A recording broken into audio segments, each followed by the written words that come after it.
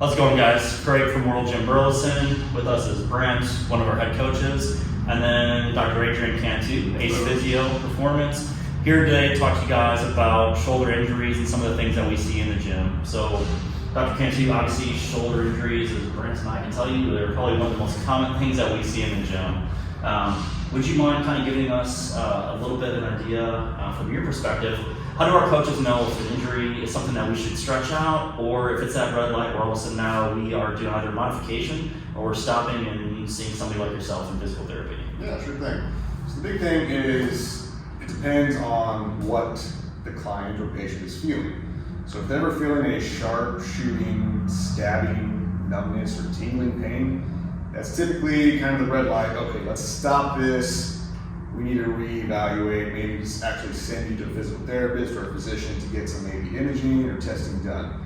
Because if they are experiencing those kinds of symptoms, that's the body's way of saying that's too much. If it's just kind of a dull, achy muscle soreness whenever a person's doing some weightlifting, it's perfectly fine. Try to push through that. But remember, if it's sharp, shooting, stabbing, numbness, or tingling, that's a stop, okay? Perfect.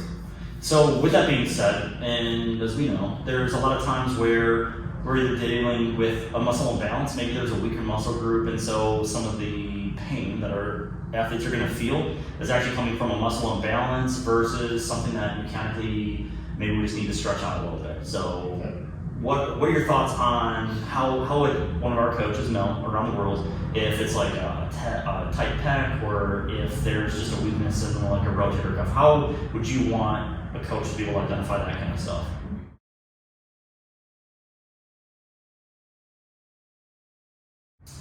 So the big thing, we'll use Brent here, just go ahead and stand here for me. So let's just take a look at his posture here. So if you look at Brent, you can see how he is. So the first thing that I notice when I'm looking at Brent are his hands, okay? So typical posture, it should be more of a position here. But see how he's pulled this way? That's telling me that he has some tightness through his chest muscles. Now, it could just be tight pecs. It could also be some weakness through some back muscles. It's hard to say without actually truly testing out, but I know for certain it's one or the other. So typically you can kind of work on both of those just to start. Perfect.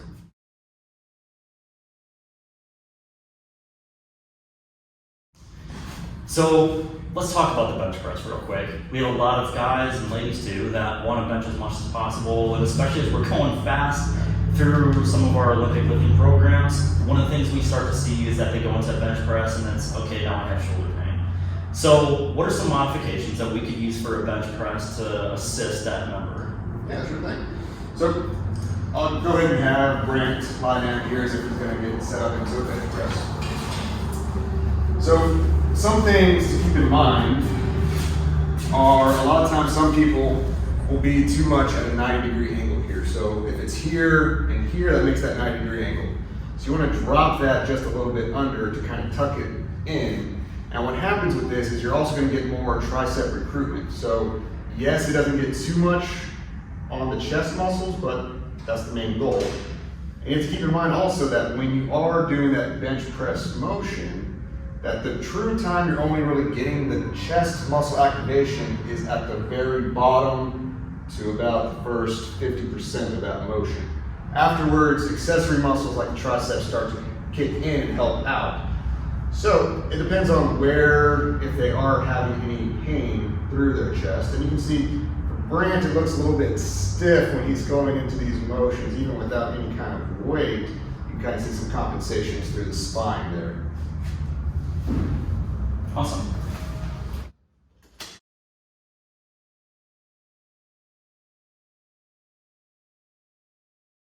So next up, of course, especially with the shoulder, is automatically we would start to think about an overhead movement. So thinking through like a snatch, a clean and jerk, or even a military press. What are some modifications that we can make to those exercises? And then with the modifications as a coach, how would you cue that athlete to make sure that they're using the muscle correctly, that this, like the spine for instance, is staying in the right position? Okay. Yeah, so what we can do is have Brent turn face me actually, So go ahead and go into an overhead squat position so we can assess how he's moving. Okay, so I'm gonna come through here. All right, and back up for me. Okay, so can you keep the arms even higher? Now from there, go into that overhead squat. And you can see it's a little bit tougher for him. You tell me, Brandon. Yeah, a little stiffer in the back. Okay, so it potentially might have some just limitations in thoracic spine mobility, so you can go ahead and come back up. So something to work on for that would be just simply trying to get some foam rolling through the thoracic spine only.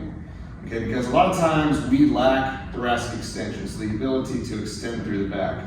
As I take him here, he wants to automatically just get it all through his lumbar spine. He's not even really trying to get that through his thoracic spine. So that would be step one where I would have him work on is just thoracic mobility.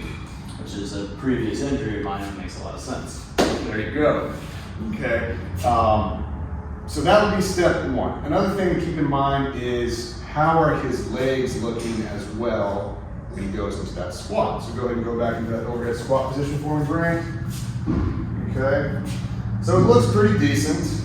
What you really can notice is that this foot rotates out more. I know it's kind of hard to see from that angle. Go ahead and turn and face the camera for me. Okay. So what wants to happen is you can see his foot wants to rotate naturally when he gets into that deeper position. So what that's telling me is he potentially has some ankle limitations. Go ahead and come back up for me. Now, I didn't see it so much on the left side. Go ahead and go down one more time for me. Okay. And I can tell he's trying to fight that now. But you can tell this one definitely wants to rotate out more compared to the left side. So that would be something I would want to tease out is it any kind of muscle tightness or is it true joint limitations? Perfect. Awesome.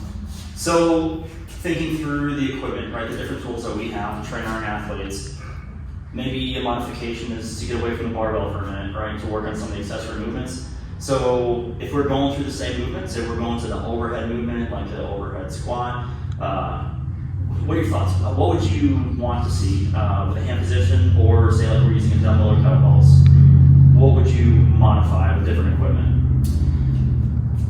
So for most people, it tends to be the inability to stay upright when you go into the squat. Most people want to bend forward here.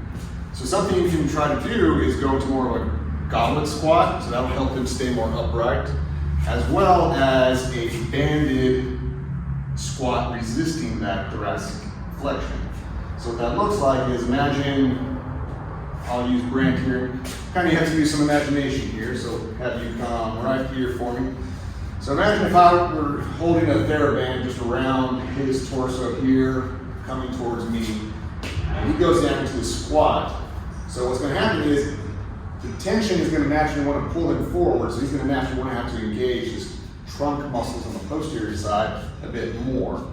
So that's also something you can work on in order to help staying more upright. Perfect. Awesome. Dr. Cantu, thank you. Brand, thank you. For more information, keep watching World Gym University, and then also check out Ace Physio on YouTube.